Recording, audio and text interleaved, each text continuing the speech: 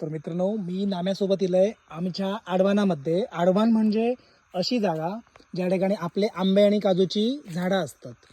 तर आमची जी काजीची जी बाग असतात त्यांना आम्ही आडवान असं म्हणतो. बघा मी किती उंचीर चढान इलंय बघा, आणि वरती सोडो असा. आणि इथे खाली जो याकडे धूर येतं बघा, धूर येतं तिकडे आमची सगळ्यांची घरं असतात. काही लोक अजून पण चुलीवर चुलीवर जेवण करतात, म्हणजे न्हाणीघर पेटवतात आंघोळीसाठी. दिवसभर काम करून घरी येऊन संध्याकाळी न्हाणीघर पेटवतात. तर या ठिकाणी ही अशी व्ही शेपमध्ये व्हॅली असते, आणि ह्या व्हॅलीमध्ये आमची घरं असतात. आणि त्यामुळे ह्या दोन्ही डोंगरांचं पाणी मधोमध खालती येतं, आणि त्यामुळे आमका बारमाही पाणी या डोंगरामध्ये असतं. ह्या उंच वाघरी डोंगरामध्ये मी इलंय. आणि ह्या बघा या ठिकाणी आमचा असा भिरंडीचा झाड, सगळी जुनी झाडं मिली, हा एकमेव झाड रावला.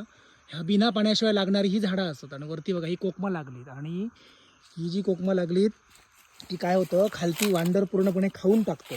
आणि मग ती खालती पडलेली कोकमा सगळी खायला वेचूची लागतात. कारण सध्या कोकमाचा दर मार्केटमध्ये 400 रुपये किलो असा, हुल म्हणजे सुकी कोकमा. तर ती मी वेचण्यासाठी गेलेलं आहे, वांडराने काढलेली, खाऊन टाकलेली. आणि आता नामलो पण माझ्यासोबत असा, तो भाजी पाठ काय सोडणार नाही. तर आता ही भिरण एकदा पिकाक लागली की मग ही भिरंडा काढून त्याची आम्ही सोला करतो. आता बघा या ठिकाणी ही इतकी सोला आमका लावली, वांडराने खाऊन टाकलेली. हे बघा पिकलीत सगळी, आणि हे कच्चे पण काढून टाकले त्यांच्याने. ही आता सुकवली का जवळजवळ एक अर्धा 1 किलो जातली, म्हणजे 400 रुपयाचं आज फायदो झालो. असेच नवीन नवीन व्हिडिओ तुमका दाखवत राहतले मी आमच्या नाम्यासोबत. नाही रे नाम्या का भिरंडा याचूक मदत करणार नाही, नुसतं नाचता तो घराक जाऊ बघता. हो बघा